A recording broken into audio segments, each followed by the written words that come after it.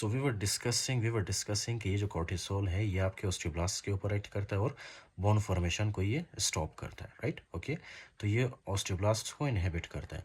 This was the third function, right? This was the third function of the cortisol. Simple. अब ये जो इसका fourth function है वो क्या है?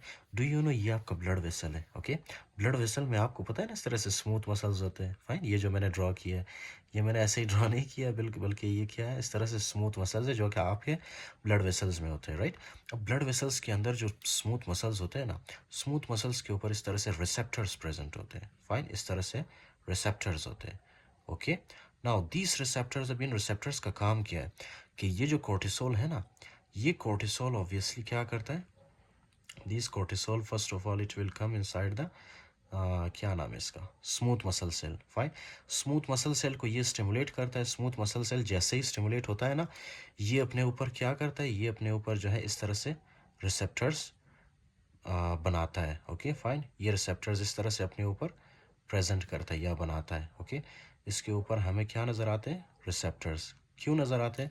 क्योंकि कोर्टिसोल जब इस स्मूथ मसल के अंदर क्या करता है, इसको स्मूथ मसल को स्टिमुलेट करते हैं तो स्मूथ मसल के ऊपर इस तरह से रिसेप्टर्स बन जाते हैं। ओके फाइन, अब इन्हीं रिसेप्टर्स के साथ आपको पता है हमारे बॉडी के अंदर यहाँ पे एपिनेफ्रिन, एड्रेनलिन, ये तो होते ही होते हैं, राइट? राइट, नॉरएपिनेफ्रिन, ये चीज़ें होती है। तो ये क्या करते हैं इस तरह से, ये एपिनेफ्रिन या norepinephrine, okay, they will come and they will bind with these receptors. ये can you see, right? They will come and they will bind with these receptors. तो जैसे ये इन रिसेप्टर्स के साथ बाइंड करता है ना, स्मूथ मसल के रिसेप्टर्स के साथ, एपिनेफ्रिन जैसे ही बाइंड करता है, ये क्या होता है कि ये स्मूथ मसल्स एक्टिवेट होते हैं। एक्टिवेट होने के बाद ये स्मूथ मसल्स में क्या होता है, वेसो कॉन्स्ट्रिक्शन। ओके, आपके वेसल्स में क्या होती है, वेसो कॉन्स्ट्रिक्शन, राइट? तो वेसो कॉन्स्ट्रिक्शन का मतलब है कि ये जो डायमीटर है ना इसका, ये स्मॉल बन जाता है, राइट? ओके, ये कम हो जाता है इसका डायमीटर। तो वेसो कॉन्स्ट्रिक्शन यार मतलब ये जो आपकी आर्टरीज है वो कॉन्स्ट्रिक्ट होती है, सिंपल। ओके, उसके बाद उसके बाद ये आपका आ गया फोर्थ फंक्शन, जिसमें क्या किया, कोर्टिसोल ने स्मूथ मसल्स को स्टिमुलेट किया, स्मूथ मसल्स ने अपने ऊपर एपिनेफ्रिन के रिसेप्टर्स बनाए। ओके फाइन, तो एपिनेफ्रिन आके इन रिसेप्टर्स के साथ अटैच होता है, जिसकी वजह से स्मूथ मसल्स स्टिमुलेट एक्टिवेट होते हैं और वेसो कॉन्स्ट्रिक्शन होती है। That's it. अब इसका फिफ्थ फंक्शन क्या है? फिफ्थ फंक्शन ये है ना कि ये जो कोर्टिसोल है आपके ऊपर, ये कोर्टिसोल क्या करता है, जब ये कोर्टिसोल एक्सेस में होता है, fine, this will go okay through your circulation, right? ये आपके सर्कुलेशन में पहले आता है, फिर सर्कुलेशन से ऑब्वियसली ये कहाँ पे जाता है, आपके किडनीज में। डू यू नो किडनीज के अंदर इस तरह से क्या होते हैं, इस तरह से किडनीज के अंदर होते हैं एल्डोस्टेरोन के रिसेप्टर्स, एल्डोस्टेरोन के रिसेप्टर्स। फाइन, एल्डोस्टेरोन के रिसेप्टर्स। अब एल्डोस्टेरोन के रिसेप्टर्स के साथ ये क्या करता है, listen very carefully, okay, this is very funny. Cortisol आके इन एल्डोस्टेरोन के रिसेप्टर्स के साथ आके बाइंड करता है, राइट? जैसे ही आप एल्डोस्टेरोन के रिसेप्टर्स को एक्टिवेट करते हो ना कोर्टिसोल के थ्रू, तो ये एल्डोस्टेरोन के रिसेप्टर्स आपको पता है क्या करते हैं, सबसे पहले यहाँ पे ये चैनल्स बनाता है, राइट? यहाँ पे चैनल्स बनाता है, चैनल्स बनाता है। ये कौन से चैनल्स बनाते हैं? They are the sodium channels, right?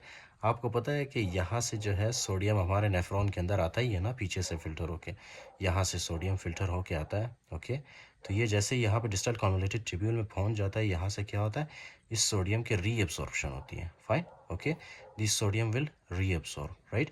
And including that यही जो आपके पास एल्डोस्टेरोन के रिसेप्टर्स है, ये क्या करता है, यहाँ पे पोटासियम, ओके, और हाइड्रोजन आयन के चैनल्स भी बनाता है ये। और यहाँ से क्या होता है, हमारे सेल के अंदर से पोटासियम लीक होता है। ओके, पोटासियम और हाइड्रोजन आयन भी लीक होता है इस तरह से। ओके फाइन, हाइड्रोजन आयन ये हमारे सेल के अंदर प्रेजेंट होते हैं, right? Okay, so this is what happens. अच्छा, अब यही जो कोर्टिसोल ने एल्डोस्टेरोन के रिसेप्टर को एक्टिवेट किया है, एक तो यहाँ पे इसने क्या बनाया, sodium channel, potassium and hydrogen ion channel, right? At the same time ये क्या करता है, यहाँ पे जो है इसके बेजोलेटरल साइड पे यही एल्डोस्टेरोन या मतलब कोर्टिसोल क्या करता है, यहाँ पे एक पंप बनाता है। ओके, ये तो चैनल बनाया मैंने, लेकिन ये चैनल नहीं बनाता, पंप बनाता है। ओके, सोडियम पोटासियम एटीपेज कहते हैं उसको। तो ये जो सोडियम पोटासियम एटीपेज है, ये यहाँ से क्या करता है, सोडियम को, 3 सोडियम को सेल से बाहर लेके जाता है। फाइन, ओके, सेल से बाहर लेके जाता है, कहाँ पे, हमारे सर्कुलेशन के अंदर, राइट? वापस हमारे सर्कुलेशन में लाता है। ओके, उसको रीअब्जॉर्ब करके। फिर उसके बाद हमारे सर्कुलेशन, हमारे ब्लड के अंदर जो 2 पोटासियम होता है ना, उस 2 पोटासियम को क्या करता है, ये इस तरह से हमारे ब्लड से लेके जाता है इस सेल के अंदर। फाइन, ये जो आपके पास प्रिंसिपल सेल नज़र आ रहा है, राइट, इन डिस्टल कॉन्वोल्यूटेड ट्यूब्यूल, ये देख रहे हो आप, ये पोटासियम कहाँ से आता है, ये हमारे ब्लड से आता है, राइट। फिर यही पोटासियम जो है हमारे प्रिंसिपल सेल से रिलीज होता है हमारे यूरिन के अंदर। तो यूरिन के अंदर हमें क्या मिलता है, यूरिन के अंदर है एक तो हमें पोटासियम मिलता है एंड दूसरा हमें हाइड्रोजन आयन मिलता है। Okay fine. अच्छा जी, तो जब ये इसकी एक्टिविटी ज़्यादा होती है तो हमारे ब्लड के अंदर पोटेशियम की कमी होती है, जिसको हम क्या कहते हैं, हाइपोकैलेमिया, राइट। और इसी तरह से हाइड्रोजन आयंस की भी कमी होती है ब्लड के अंदर, क्योंकि ये हाइड्रोजन आयन भी ब्लड से आ रहा होता है। Fine, okay.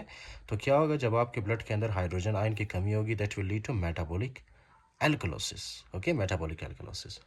So this is the function of these. Now the next thing that you have to remember, okay, let me explain these also for you. ये amino acid और glycerol जब आपकी body के अंदर रिलीज होता है, right, by the breakdown of the protein and the adipocytes, इनका क्या होता है, listen very carefully, okay. First of all, just remember that this is your liver, right, this is your liver. Okay, ये जो मैंने बनाया लीवर है ये। अब ये जो अमीनो एसिड और ग्लाइसरोल है, दैट्स इट, ये जाते हैं आपके लीवर के अंदर। फाइन, ये जाते हैं कहाँ पे, ये जाते हैं आपके लीवर के अंदर, राइट।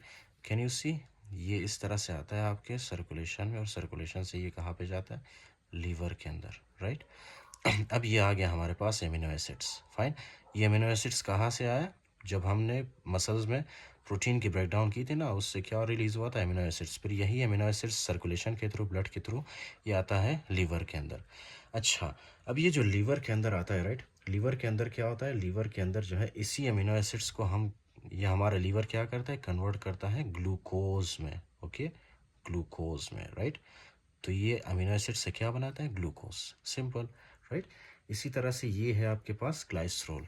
ये ग्लाइसरोल भी किसी तरह सर्कुलेशन के थ्रू यानी ब्लड के थ्रू ये आता है हमारे लीवर में। फाइन, ओके, ये आ गया हमारे लीवर में, क्या नाम है इसका, ग्लाइसरोल, राइट। अब ये जो ग्लाइसरोल है, ग्लाइसरोल को भी, इसको जो है मतलब इससे क्या बनता है हमारे लीवर में, ग्लूकोज बनता है। Fine, okay. तो इसको क्या कहते हैं हम, इस प्रोसेस को क्या कहते हैं, इस प्रोसेस को हम लोग कहते हैं ग्लूकोनियोजेनेसिस। ग्लूकोनियोजेनेसिस, ग्लूकोनियोजेनेसिस का मतलब ये है ना कि आप ग्लूकोज प्रोड्यूस कर रहे हो किसी नॉन कार्बोहाइड्रेट सोर्स से, राइट। यानी कि आप ग्लूकोज प्रोड्यूस कर रहे हो, ग्लूकोज बना रहे हो, ओके। किससे बना रहे हो, या तो एमिनो एसिड से या तो ग्लिसरॉल से, ओके। आपके पास कार्बोहाइड्रेट नहीं है, नॉर्मली आप कार्बोहाइड्रेट से ग्लूकोज बनाते हो ना, लेकिन ग्लूकोनियोजेनेसिस का मतलब है कि आप किसी न्यू सोर्स से यानी कि एमिनो एसिड से या ग्लिसरॉल से आप ग्लूकोज प्रोड्यूस करो, that is called is the gluconeogenesis. Fine, तो ये सारा फंक्शन होता है आपके सेल्स में, ओके, राइट। अच्छा, तो इसके अलावा यस, दैट्स इट।